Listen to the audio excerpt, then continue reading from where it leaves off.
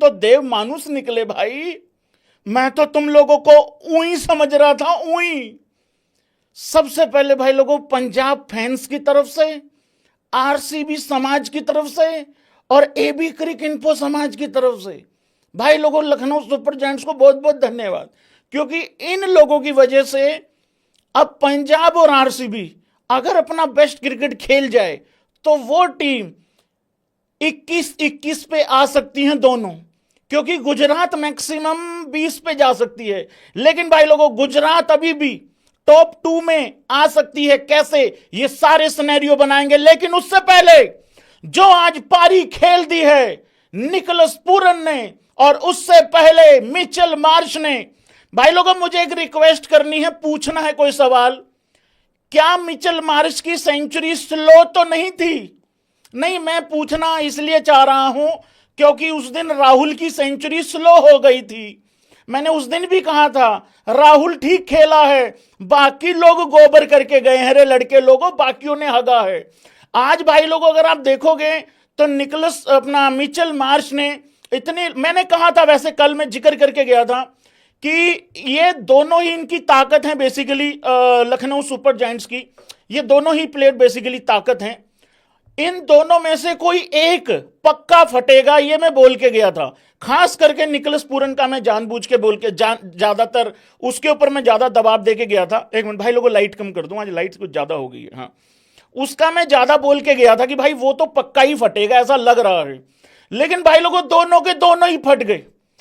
Nicholas Pooran 207 का strike rate है भाई लोगों, 56 रन बनाए हैं 27 बॉल में। हालांकि उधर से शाहरुख खान ने करीब करीब ऐसी ही पारी खेल के इस पारी की तो बराबरी कर दी थी भाई लोगों। लेकिन दूसरी तरफ है मिचेल मार्श। भाई लोगों, तालियां हो जाएं, भले ही वो विदेशी टुल्ला है लेकिन है तो अपने यहां खेल रहा है ना। बहुत शानदार पारी खेली भाई, 117 रन मात्र 64 बॉल में, 10 चौके हैं, 8 छक्के हैं, 183 का, इसलिए बोल रहा हूं 182.8 का स्ट्राइक रेट, मतलब 183 का स्ट्राइक रेट है। आउटस्टैंडिंग पारी खेली है। देखो, ये एक ऐसे टोटल पे पहुंच गई थी यहां पे लखनऊ सुपर जायंट्स, 235 रन ऐसा टोटल होता है भाई। अगर सामने वाली टीम को जितना मर्जी अच्छा स्टार्ट मिल जाए, गुजरात को अच्छा स्टार्ट मिला था, जितना मर्जी अच्छा स्टार्ट मिल जाए, लेकिन फिर भी तुम गेम में रहते हो। तुम 10 गलतियां भी कर लो फिर भी तुम गेम में रहते हो। तो यही वजह है कि लखनऊ सुपर जायंट्स ये मैच जीत गया है।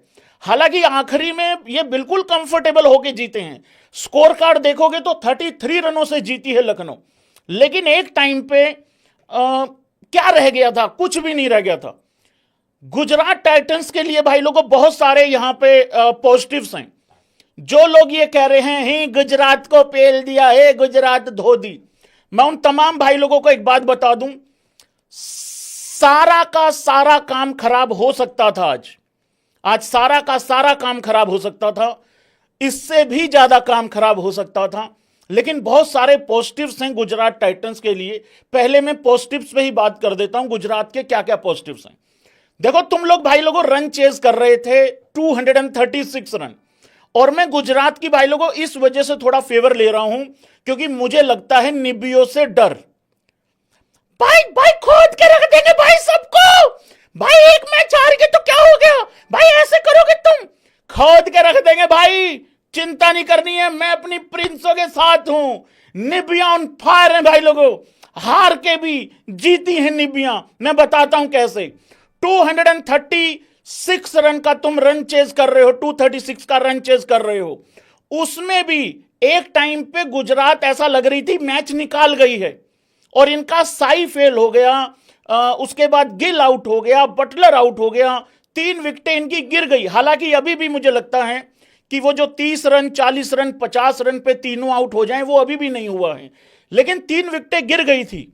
आज कम से कम यस और नो करना, गुजरात टाइटंस ने यह बताया है कि जितना लोटा मिडिल ऑर्डर तुम समझते हो, उतना लोटा मिडिल ऑर्डर हमारा है नहीं है। अगर कहीं गुजरात के पास विकेट्स इन हैंड होती, आखिरी में फील्डर भी एक ऊपर लेना पड़ा था, और मजबूरी में ओवर भी आयुष बदौनी से डलवाना पड़ा था। अगर आखिरी ओवर में इनके पास विकेट्स इन हैंड होती गुजरात के पास, अगर इनका एक सेट बल्लेबाज भी वहां पे खड़ा होता तो भाई ये रिजल्ट निकल सकता था। मतलब कहने का मतलब एक है कि 20, 22, 25 रन तक भी ऑन था, ये मैच ऑन होता, ऐसी सिचुएशन बन गई थी। तो बहुत सारे पॉजिटिव गुजरात के लिए, यही पॉजिटिव्स हैं बेसिकली। और मैं एक बात बताऊं, ये अच्छा हुआ कि गुजरात टाइटंस आज हार गई। मैं तो ये कह रहा हूं गुजरात टाइटंस अगर आज भाई लोगों 20 में 3 आउट हो जाते हैं ना, मैं तो कह रहा हूं तब भी कोई बुरी डील नहीं थी। भाई आज अफोर्ड कर सकते हो, कल को अफोर्ड नहीं कर सकते हो, ये चीज जरा समझने वाली है, बहुत ही इंपॉर्टेंट चीज है ये। मैच पे बात करनी है, निकोलस पूरन पे और मार्च पे मैं बात कर चुका हूं।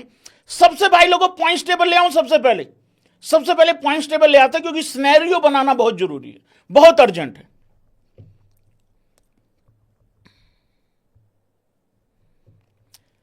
लेकिन मैं यहां पे पहले गोइंका जी के लिए कुछ कहना चाहता हूं, गोइंका जी के लिए पहले कुछ कहना चाहता हूं।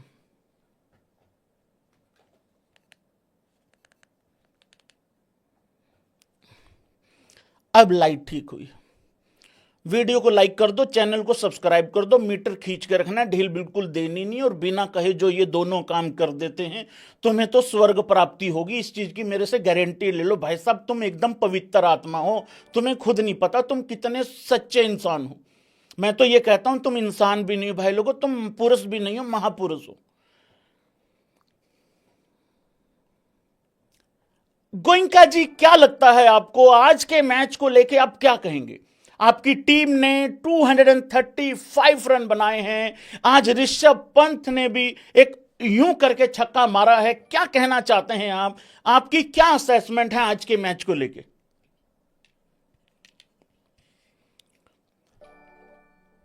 गोइंका जी बी लाइक, देखिए ये गलत हो सकता था, लेकिन मैं कहना ये चाह रहा हूं, जो लोग मार्केट में मेरा मजाक उड़ा रहे हैं, जो लोग ये कह रहे हैं कि भाई गोइंका जी मतलब मैं पनौती हूं, मैं मैच देखने नहीं जाऊंगा तो हमारी टीम जीत जाएगी। भाई एक बात बताइए आप, सभी आईपीएल टीम्स के ओनर्स आते हैं जिन्होंने खर्चा किया है, मैं अपने आप को घर पे कैसे बिठा सकता हूं? लेकिन मैं एक बात कहना चाहता हूं,